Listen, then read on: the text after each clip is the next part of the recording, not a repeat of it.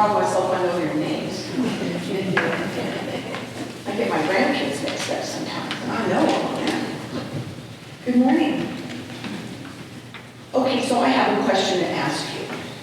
Last week I asked the wrong way. Let me see if I can ask it the right way. If you're really upset about something, or worried about something, or scared about something, who do you go and tell? If you're really scared, who do you choose to go and tell?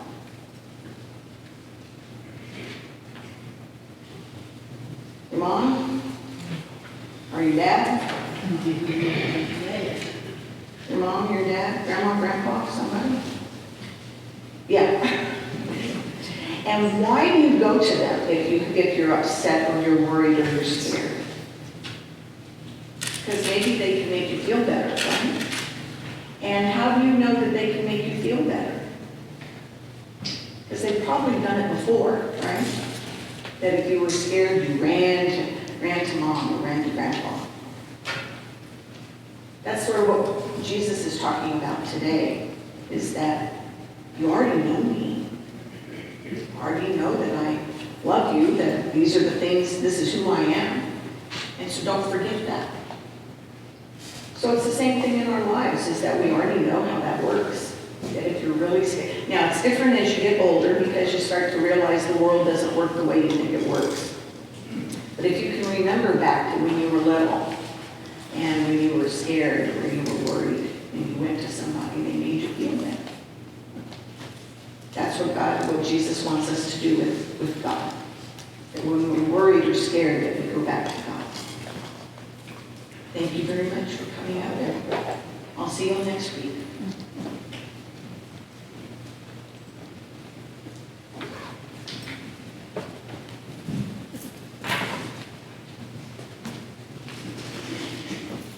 In John chapter 13, just previous to today's lesson, Jesus and his disciples have met to celebrate the Passover meal. But he adds a new piece to his ministry, new to them, and he presents himself to his disciples as the loving servant. He washes their feet and bids them serve one another in the world. During the Passover meal, Jesus changes the meaning of the bread and the wine to his body and blood.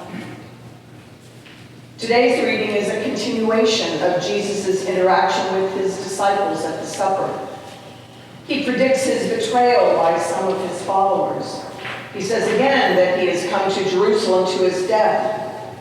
And all of this talk disturbs the disciples, causing them great distress. For the disciples, this is the beginning of their world going mad. Their heads are spinning. They are confused and dismayed at his words, and their hearts are troubled. My heart is troubled these days. Our world has gone mad. The certainties and assurances of the past have vanished. Nothing is recognizable.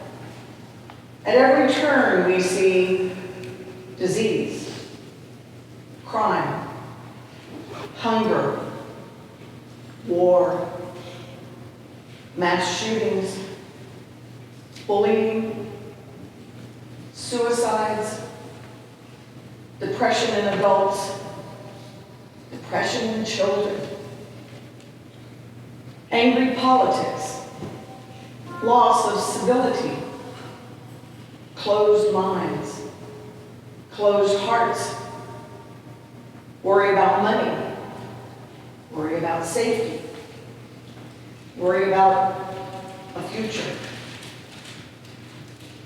And in response, we rage and protest. We pray and plead. We shake our heads and weep in despair. We withdraw from the world. And nothing changes. It just gets worse. We are completely overwhelmed by the world's woes, and our hearts are troubled. Now, none of us gets through this life without a troubled heart. I don't think we can look at the pain in our world and not be troubled. But Jesus says, do not let your hearts be troubled. And we say, yeah, right. And now how does that work?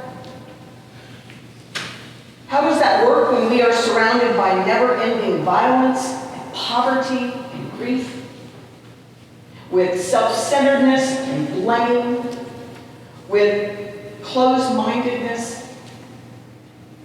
Even though our hearts yearn for balance and stability and harmony, there isn't an on-off switch for our troubled hearts.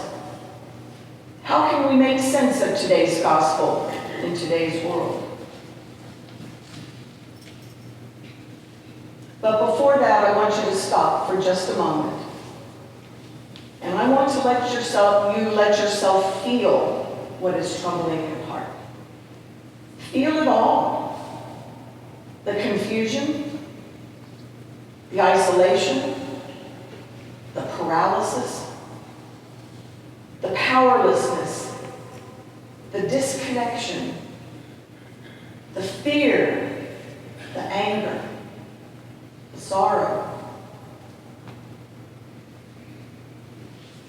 For us, in the middle of these overpowering feelings is just one question.